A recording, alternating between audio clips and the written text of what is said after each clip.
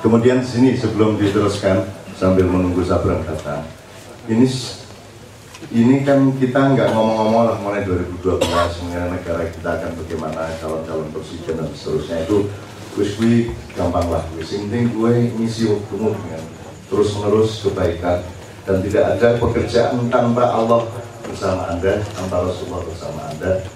Penuhilah semuanya dengan timbal balik, dengan semua yang terpenting itu. Terus saya ingatkan beberapa hal. Yang pertama, dulu kan saya sudah pernah cerita mengenai orang Badui yang tawaf itu. Tapi kan waktu itu saya masih salah terjemahin.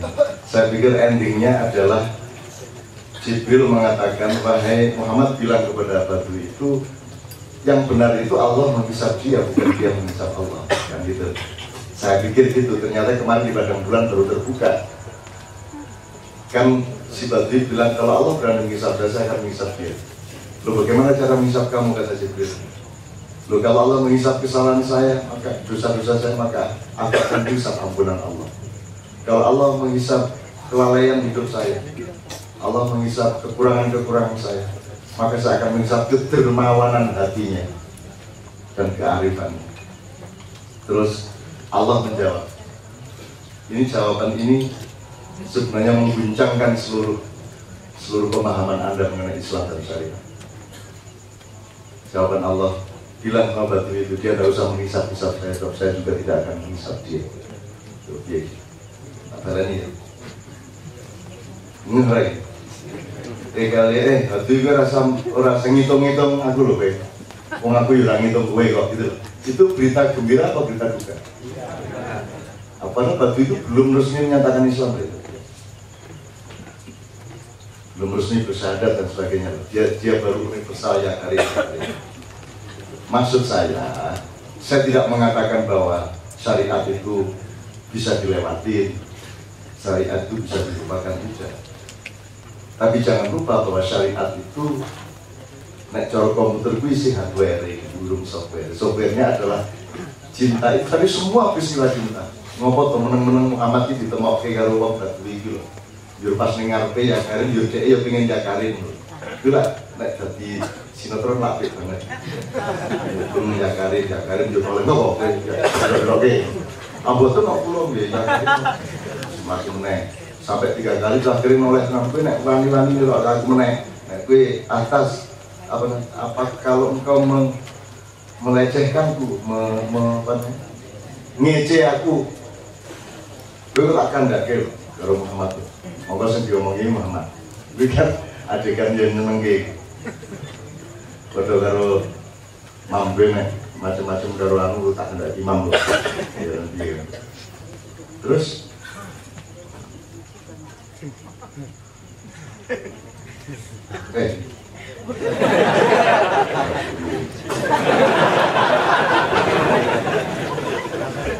Oke, terus gini,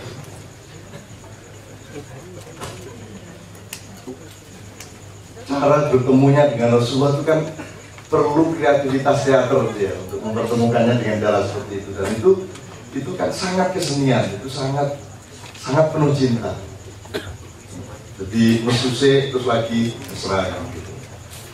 Setelah itu dadak Jibril yang melu teko lho, dadak nyek ya. Mat, Gusti Allah memperbaiki kondonan Badui. Rumah tani nek kae ngomong ya karin jururat gitu dosane lho piye. Lha mosok Gusti Allah ngomong ngono. Kuwi lah.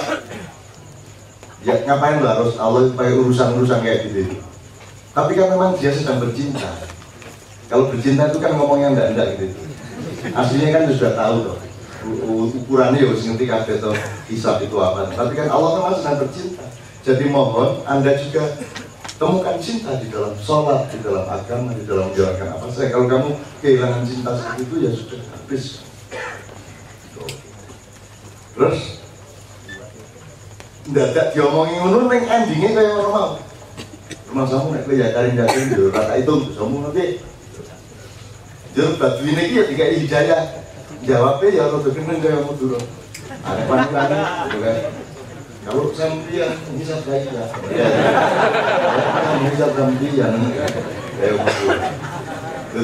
Ini digawe drama sinetronik seperti itu, teatrikal gitu.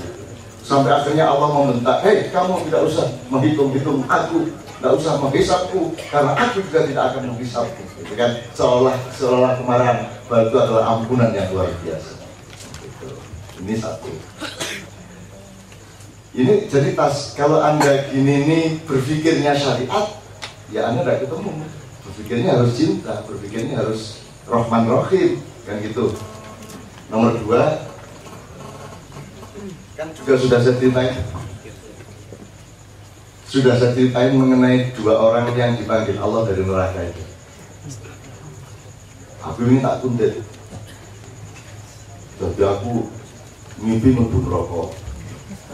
Jur 10 berjalan nyeluk pengguru kiri. Aku rada cemburu kok aku tak udah. Tak kuntit. Kedua muru ini Gusti Allah, aku meneng-meneng melu ning ngene. Sapa ngerti kowe yo wis kene sisan ngono. Sapa ngerti ya? Iya kok, kayak kenduran kayak kita ya liwat-liwat ya. Singkat-singkat apa ngono kae. Ya itu kok masuk jenenge berharap. Berharap itu ya liwat waktu ya. Terus singkatnya kan sudah tahu kan? Yang satu ditanya Allah, kenapa kamu kok masuk neraka menurut kamu? Saya bilang, saya itu selama hidup itu tidak pernah berbuat baik satu kali pun. Saya itu pokoknya mau segala macam saya lakukan dan tidak pernah saya berbuat baik. Oh ngono ya. Nek ngono ya jam pantes kowe katakan terus. Nek kowe ngapa le? Aku lan iku dereng natos taat kali jenengan iku dereng natos pisan ora tau. Ayo pantes nek bro. Wis kok kali. Ini gitu loh singkat wawancara. Nah, sing siji Melayu buanter bilang Bali ya kali kan. Wah, sifat kuping kuat ngono kae. Sijine klenyat ini kan nolak-nolak. Akhirnya diundang lele gini. Kok seje reaksimu? Kenapa kok Melayu sifat kuping mau takon Bali? Nah, kula niku lampun matur selama kula urip teng donya niku mboten tahu taat kali jenengan. Lah kok jenengan kongkon Bali ya mulih tenan aku Bali cepet banget Melayu. Suweneng kula mentaati jenengan ing pisan iki. Oh, dadi kowe seneng mentaati aku. Nggih, kalau kula Melayu bantai ngono di swarga. Mulane. Arek peleng apa klenyat-klenyit ora noleh, ora mlayu, ora mlaku kowe mau. Aku niku mikire iki dikon bali nang ndi ta iki? Swarga kula mboten mikir ngoten. Ane kula mesti batin ngoten arep bali nang rokok nek aku ora broko amos-mosok Gusti Allah nggon bali nang rokok mesti karepe nang swarga. Oh dadi kowe sangka baik karo aku. Nggih, arep mergo sangka baik karo aku mlebu swarga. Terus aku gak kula.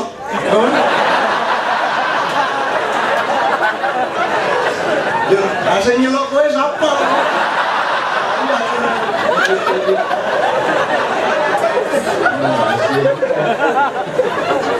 Aku kula mboten timbali yang dari saya lah.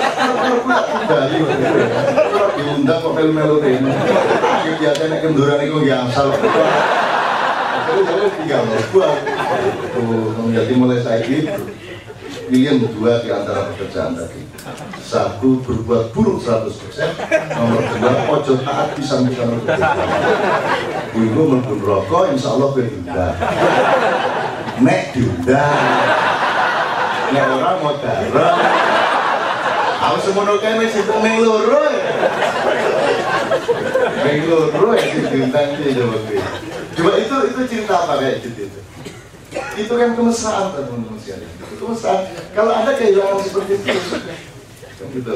Jadi agama itu bukan hanya syariat. Syariat yang memang bagian yang sangat penting dari agama, tapi dia juga punya dimensi harus dibarengi dengan dimensi-dimensi lain. Gitu. Masa sembahyang tanpa tresna karo Gusti Allah, sembahyang tanpa menikmati kok ngene ya. Anak kuwi rampak iki salat iki sok ngene kok dinikmati karo ngene, terus njuwo melu. Ngene. Dia saya bilang tidak apa-apa itu menikmati dia. Dan dia belum terikat gitu. Oke. Terus teman-teman sekalian ada cerita yang lain tapi nanti dulu ada cerita lagi yang kayak tadi itu. Nah saya ini saat musik kalau soalnya jadi karena tadi reportnya mengenai Sabrang di BBW, saya kira Mas tetap bisa gitu. Bisa silakan supaya soalnya kemarin di KC Sabrang tidak dapat waktu karena kita membicarakan jazz dan sangat bagus bagaimana jazz itu diasosiasikan dan dianalog dan diparalelkan dengan gejala-gejala cara beragama gitu dan seterusnya. Enggak. Oke, seperti yang tadi awal mungkin teman-teman sudah siap dengan pertanyaan-pertanyaan untuk Sabrang. Jadi sudah putaran kopi. Monggo. 5 orang. Ya, 1, 2. Dimana? 1, 2. Terlalu menang. Lagi. Ya, seluruh sih. Monggo, silakan.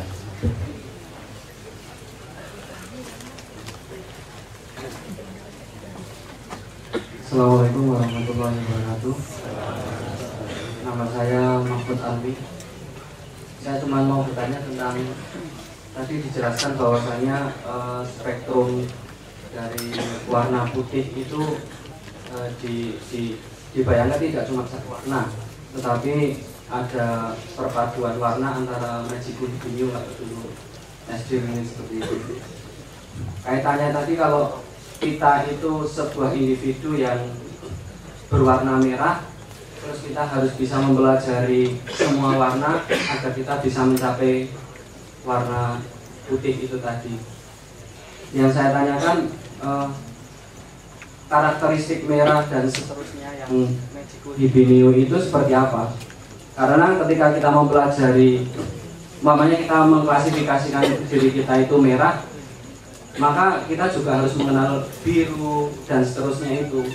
Nah, bagaimana untuk bisa mengenal karakteristik dari spektrum Magical Binyu itu agar kita bisa mencapai ke tadi yang istilahnya mendekat kepada Allah itu. Mungkin itu dulu.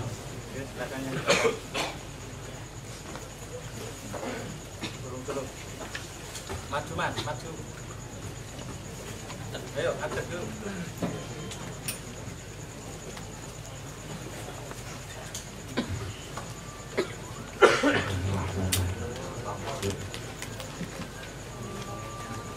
Assalamualaikum warahmatullahi wabarakatuh.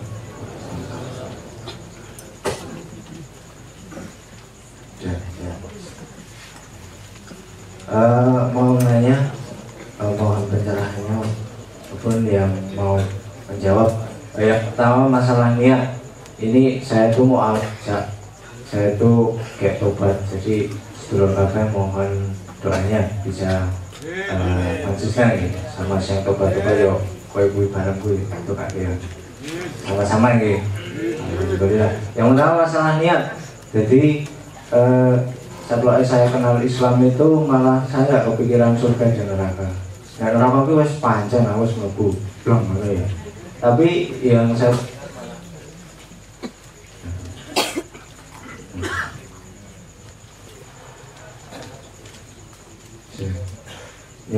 saya tak pikirkan malah gini, saya sholat, saya apapun beribadah, saya cuma pengennya satu niatnya. Saya pengen sowan sama Allah, saya pengen sujud, saya pengen minta maaf, wes gitu. Saya nggak kepikiran ben mlebu surga apa piye gitu. Yang seperti itu gimana itu?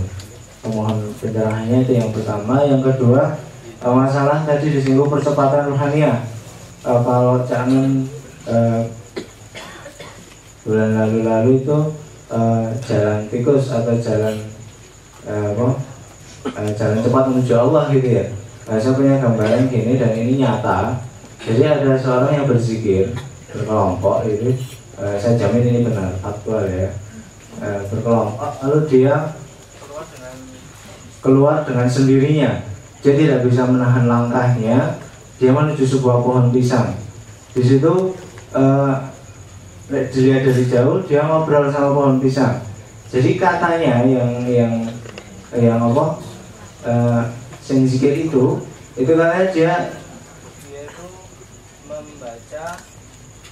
itu membaca ada lafalnya di pisang-pisang itu gitu. Dia tapi nggak cincin, tapi di apa pokoknya dibaca itu. Jadi memang ada bacanya seperti bacaan Al-Quran, tapi nggak tahu itu bukan bahasa Arab gitu. Tapi dari situ subhanallah, dia melonjak keimanannya. Dia habis tobat sama-sama ya. Tapi dengan sahabat yang lain yang belajar tahun 2 tahun itu hampir malah lebih gitu loh keimanannya gitu ya. Apa yang seperti itu yang dinamakan semacam jalan tikus gitu ya, jalan cepat menuju Allah seperti itu. Kalau itu benar maka kita akan cari gitu, karena bagi kita ini yang tobat terus tua belum tobat, jadi pengennya cepat gitu ketemu sama Allah. Yang kedua, dan lagi mohon yang ketiga tolong jawab juga, pernah ditemui seorang yang sudah sepuh nih, memang pinggir kali, jadi jauh dari keramaian di Kulon Progo sana. Di dadanya itu tertulis lafal la ilaha illallah gitu ya. Yang saya tanyakan, kita harus apa dengan orang itu, karena secara manusiawi kita rindu dengan yang orang-orang yang seperti itu gitu saya. Tapi karena sudah hampir 90-an, jadi main cepat-cepat itu kita harus apa gitu. Mohon penyerahannya, terima kasih, mohon maaf banyak kekurangan, pertanyaannya juga sangat bodoh sekali. Waalaikumsalam. Assalamualaikum warahmatullahi wabarakatuh. Masih ada lagi? Kalau nang dodone 212 iki kira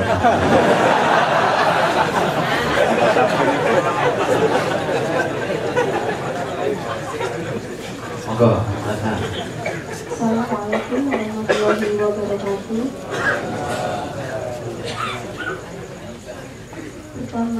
Pertama-tama saya sangat mengucap syukur sekali ya, karena berpuluh-puluh tahun saya hingga menjelang saya dewasa ini saya baru bisa sampai di mencoba syafaat. Kemudian yang ingin saya tanyakan ada 2. Yang pertama, saya pernah mendengar Bapak nate ngendikan, Bapak MHM ngaji maksudipun, kabeh sing ning donya kuwi kabeh ujian. Itu Bapak ngendikan tahun berapa, bulan apa, detik berapa, saya juga sudah lupa, tapi masih terngiang. Setelah saya pulang, sesampai di rumah, saya kupas sendiri. Berarti nek kabeh kuwi ujian. Ujian itu selama ini yang kita lihat mungkin hanya yang pahit-pahit saja.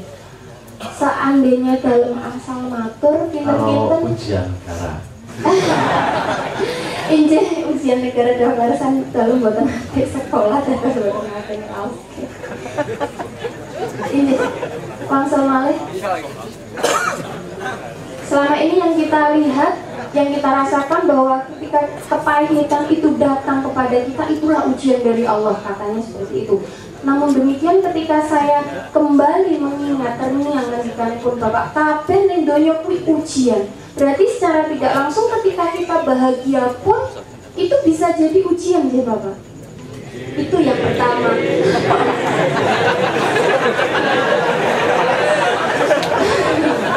Kirang langkung pun ingkang sepindah ngoten, ingkang kaping kalih. Wow, Bapak sampun dalam nggih badhe cerios, tapi ketika saya pulang biar nanti ada bekal. Ketika saya nanti menyikapi anak terus, saya harus bagaimana? Saya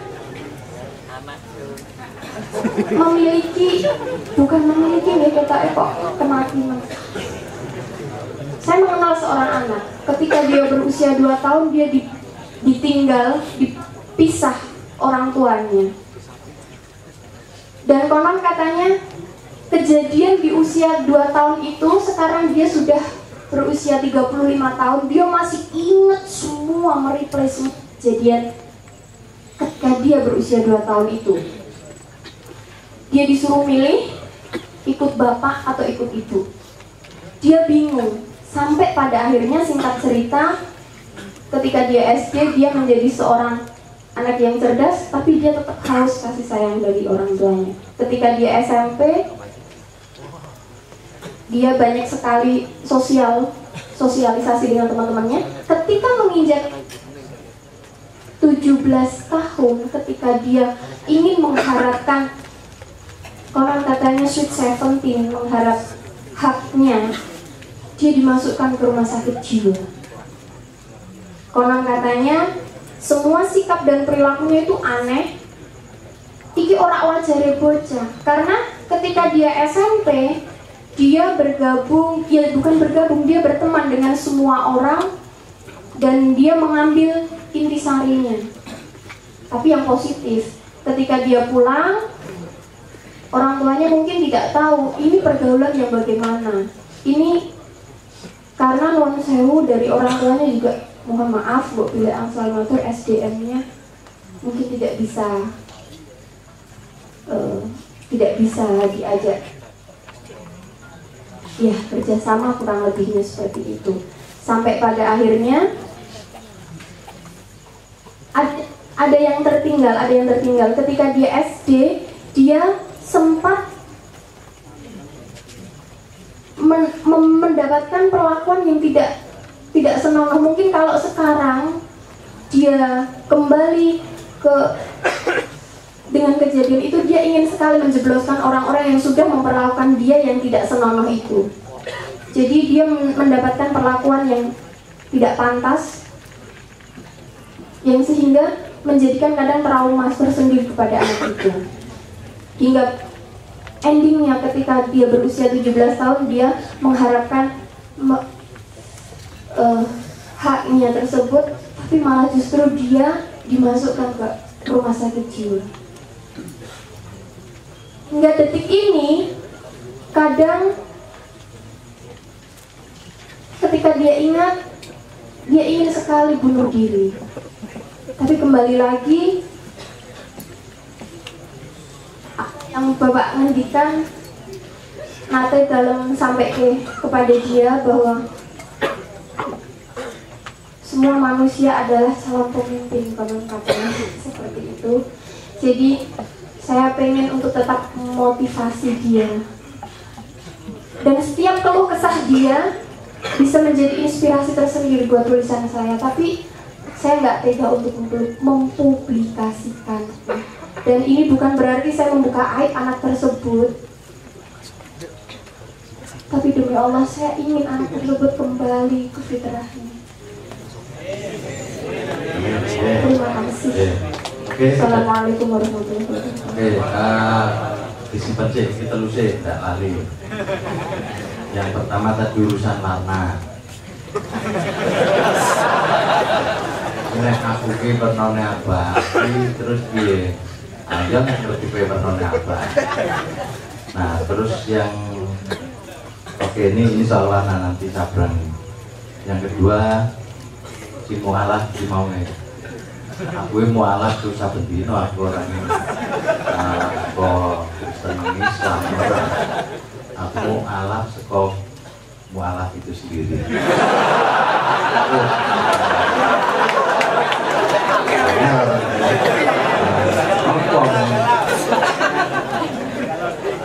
Rumahnya nak Kristen lebih Islam terus sampai banget tuh. Oke, jadi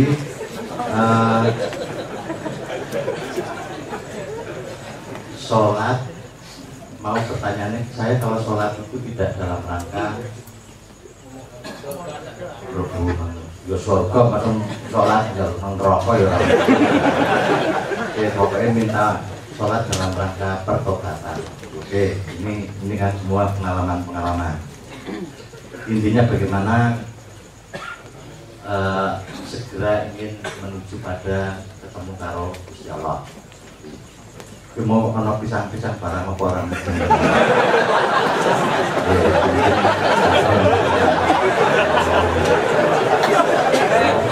Sini tertulis jelas gue orang dikonco kok godhong gedang.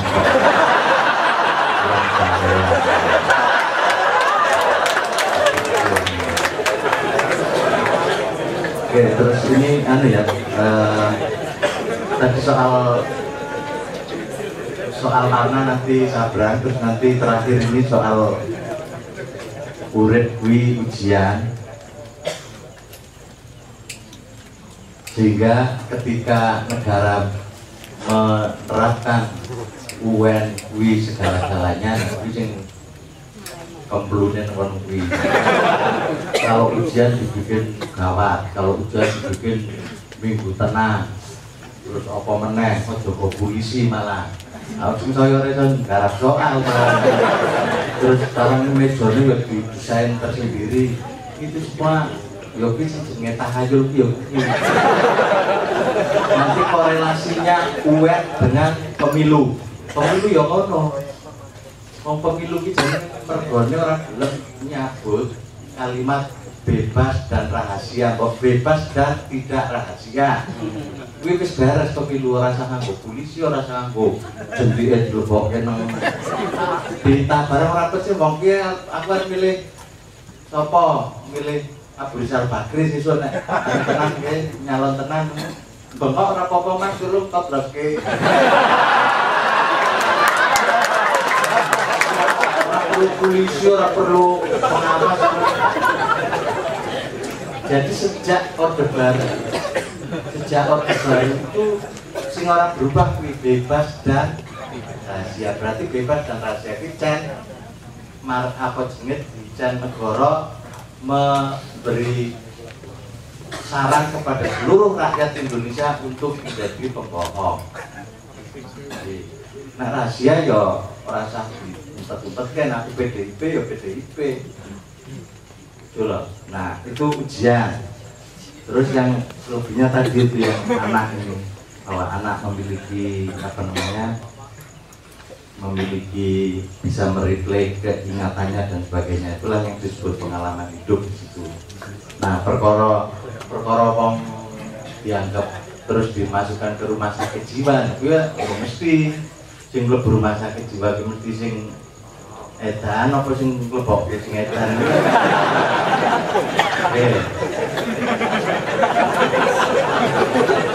Nah itu tergantung gitu. Saya pernah cerita bahwa ada apa namanya, ada sejarah tentang rumah sakit jiwa. Rumah sakit jiwa itu sejarahnya itu suwi. Dulu di Prancis itu ini setelah dari psikologi kena dianggap edan itu dibuang pulau terpencil. Itu umurnya 200 tahun. Setelah 200 tahun baru ditemukan pasung. Pasung ini dianggap edan, terus di sikile dirubokin kayu kae terus dirantai. Nah setelah pasung itu 100 tahun. Setelah 100 tahun barulah ditemukan rumah sakit jiwa. Nah, jadi saka pulau terpencil tekan rumah sakit jiwa itu berubah apa nih? Yang berubah apa nih? Ya? Mencarane to biar nang pulau terpencil ora dikai selimut ireng putih nang rumah sakit jiwa dikai. Tetapi yang tidak berubah adalah catnya itu, apa namanya, stempelnya itu. Jadi diperiksa, oh bener iki Bu. Nah, nang rumah sakit jiwa dokter kaya edan kok. Suwe iki wong iki host lama-lama stempelnya itu diambil alih oleh yang distempel. Penjelasan aku bisa edan. Dan itu ilmu itu diambil alih oleh ilmu sosial, buat penelitian. Oh, kayak desa kayak malas, wong desa miskin, wong desa lemah. Nah itu juga diambil alih oleh orang-orang kecil di bawah itu, sing wis distempeli karo para peneliti-peneliti. Oh iya memang saya itu lemah. Jadi kira-kira sejarah tentang apa namanya soal edan dan enggak seperti itu. Monggo Mas Abram di sekolah para nasib.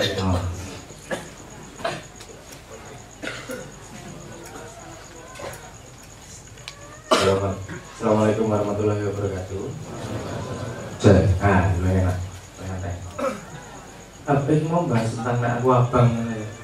Oke. Konvensi sebenarnya kalau mau langsung to the point ke situ, memang putih adalah gabungan dari semua cahaya. Tapi juga bukan hanya magic, new spektrumnya nggak terbatas lagi. Makanya tenang di larisanya. Cuman kita mencoba mengambil apa namanya titik-titik garis, ya abang dan seterusnya itu tadi. Mungkin definisinya perlu mungkin bukan saya luruskan, tapi saya cocokkan dengan referensi yang sudah ada bahwa manusia itu abang atau kuning atau hijau atau apa, tapi manusia memiliki semua spektrum tersebut. Kabeh gue bisa, cuman kenal atau tidak menjalan apa seperti bayi. Nek bayi itu kan Joko memutih jempolnya dia baru tahu kalau punya jempol. Semua pertama ketika memegang barang dia kemah-kemah bercangkem karena paling tahu dia cara mengenal benar-benar dengan mulutnya. Kemudian dia mulai mengenal indera perabanya jadi meraba-raba. Nah seperti itu spektrum warna tersebut. Kalau untuk penjelasannya spektrum warna itu apa saja, mungkin saya harus mensimplifikasikan, sangat mensimplifikasikan. Tapi anggaplah itu core-core-nya dari warna-warna itu sebenarnya diambil dari, kalau dari disiplin India juga ada, dari disiplin Jawa juga ada yang penerjemahannya dengan warna-warna tersebut. Pertama merah itu dasar dari saya nyebut manusia itu jadi keinginan, merefleksikan keinginan untuk hidup, naluri paling dasar. Jadi kalau dia nggak mau bunuh diri, itu yang bekerja merah. Itu naluri untuk hidup itu sendiri merah. Makanya dia di hewan itu sudah hidup merahnya, di tumbuhan sudah hidup merahnya. Terus kemudian masuk ke orangnya itu pemahaman individualitas bahwa ini aku, ini kamu. Tapi kesadarannya baru individu, baru aku sadarnya. Ada makhluk lain, babah lain dan aku, pokoknya gitu. Itu mungkin paling hidup di hewan. Jadi hewan sudah ada merah dan oranye. Terus mungkin kalau manusia paling intens warna kuningnya, dimana dia punya kesadaran bahwa aku dalam komunitas. Jadi ada aku, ada kamu. Nah gitu. Jadi kesadaran aku dan komunitas. Kalau misalnya aku pengen jadi pemimpin, aku pengen menguasai sekelompok, aku pengen menguasai kelompok ini. Dari aku yang tadi ketuanya, aku yang tadi pemimpinnya. Nah itu hampir bisa dikatakan bahwa orang ngomong spektrum mau kuningnya gede gitu. Kuningnya itu sendiri tidak balance dengan yang lain. Setelah kuning masuk ke hijau itu bisa dikatakan cinta atau snowball. Itu cinta yang memberi, unconditional love, cinta tanpa syarat. Wes main personal wae untuk menghidupkan yang hijau itu tadi. Terus kemudian masuk ke biru. Biru itu ya biru itu ya seperti cinta, tapi jenis cinta yang menerima. Lagi. Makanya biasanya hijau dan biru agak berdekatan karena katanya ketika kalau biru sudah hidup, hijau sudah hidup, otomatis biru tinggal sedikit lagi hidup. Kalau kata tantrik yoga misalnya kalau di India, ketika kamu melakukan hubungan seksual dengan cinta, dengan hijaumu, maka kamu akan menerima cinta dia sehingga otomatis birumu sudah hidup. Nah ini teori transfer energi dari tantrik yoga kalau di India. Jawa juga punya sendiri dan macam-macam. Ini sudah sampai mana dari biru ya. Kalau biru kemudian masuk ke indigo atau nila, itu kalau orang punya banyak mata ketiga, efeknya adalah wasito, tahu hal-hal yang disembunyikan. bisa melihat yang tidak kasat mata, itu efek paling gampangnya lah sederhananya. Dan yang terakhir adalah ungu. Ungu ini neng Jawa dari asal katanya ungu. Ungu artinya bangun.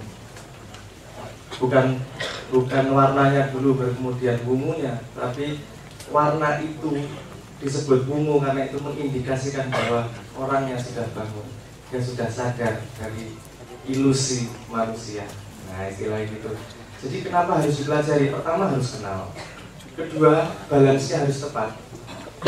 Maksud saya begini, nek gue cinta terlalu cinta, putihmu ora putih, rodok ijo-ijoan, kan begitu. Kalau kuningmu terlalu kuning, kuningnya nanti kekuningan. Nah, makanya kenapa dari semua spektrum ini harus imbang satu sama yang lain. Dan itu butuh pengalaman yang panjang.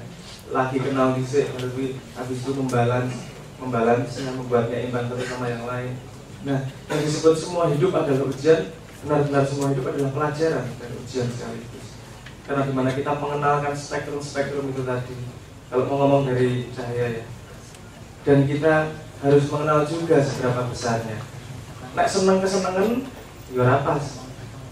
Nek sedih kesedihan, ya rapas. Ya, misalnya contoh sederhananya gitu. Jadi selain kenal juga memahami imbangnya, balansnya antara tujuh tersebut. Ini simplifikasinya seperti itu. Semoga cukup jelas ini tadi. Jadi bukan apakah kita merah, apakah kita hijau. Setahu saya kita punya semuanya, hanya kita kenal atau tidak. Seperti itu penjelasannya tentang warna itu tadi. Dan sedikit ke pertanyaan yang terakhir.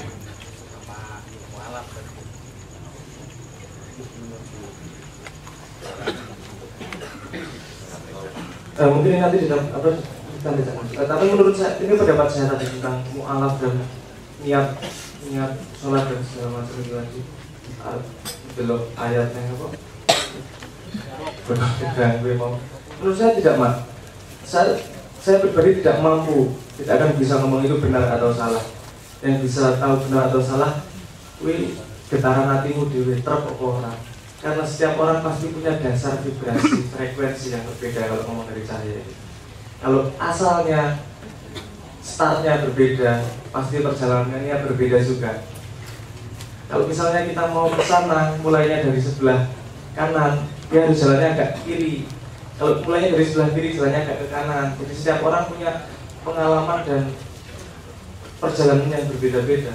Tapi yang bisa menjadi indikasi itu benar atau salah, artinya mantep orang, artinya terpok orang, ada ganjelan enggak? Karena Tuhan sendiri setahu saya bilang, kalau kamu mendengar ayat Tuhan, hatimu akan bergetar. Ketika kamu mendekati Tuhan, ketika kamu menerima informasi-informasi yang benar, kesimpulan yang benar, hatinya bergetar. Jadi ya indikasi paling benar menurut saya ya rumah kayak hatinya.